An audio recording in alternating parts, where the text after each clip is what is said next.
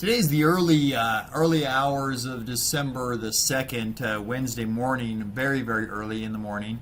But I wanted to do a quick review of our of our Monday zero data expiration trade. This was from November the 30th, 2020. Obviously getting ready to do another one here today, but I wanted to do a quick review of this one for a couple of reasons. Number one, we did not use our normal underlying, which was the SPX. We used the RUT, the Russell 2000 index. Number two, we had a picture perfect day. Yeah, we do get them from time to time. They're not frequent, but a picture perfect day is when we put in our put legs, we put on our call legs, and we have no adjustments during the day. Now, in an ideal scenario, when you have no adjustments in the day, that can be a 10% return on capital day. We didn't quite get that with this day's trade on November 30th, but we got pretty darn close. And so just a quick review here. You can see on the left, you can see the activity. This little dotted line right here is the start of the day. That's when the markets, the cash markets, opened up. That little dotted line right there is the close for the day. And these are our actual fills. We are always transparent in our transactions, good, bad, or indifferent. You see the results of our trades.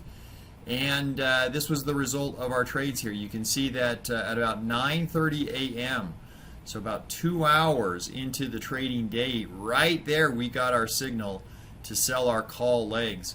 We placed that call leg way up here at this level, way out of range. At least that's what we thought at the time. We sold the 1850 strike price calls way up in here. That was our trade signal right there. A little while later, about an hour later into the day, 10:30 a.m. Mountain Time, you see we got the signal right there to put in the put legs, put our put legs down in here, and our short leg there was around the 1795 level. And didn't have any action throughout the rest of the day. Did not need to do any transactions to adjust that trade in the least, and put up about 8,000 of capital on this trade, brought in $560 of profit, 7% return on the day. So I did want to just show you obviously what the potential is when we don't have to adjust. It can be a 7 to 10% return day, but more importantly, I think number two is the reason that we traded the Russell. And so much of it comes down to IV, implied volatility. We talk so much about theta and the importance of that theta erosion. But I will tell you, and I will say this till the day I die, that vega, that volatility, is much more important than theta. It may even be more important than delta. It may be more important than directional moves, depending on how much IV is in a particular trade.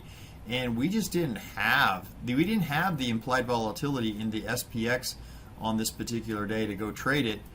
The Russell had it, and we ended up using the Russell. Even though we get sometimes a little bit difficult fills on the Russell, a little bit wider spread sometimes, not always the liquidity that we get in the SPX, but it was nevertheless a really, really powerful day for us.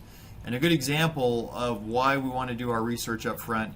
Make sure we're trading the right underlines, make sure we're grabbing the right signals to get in and get out, and booking some nice profits along the way.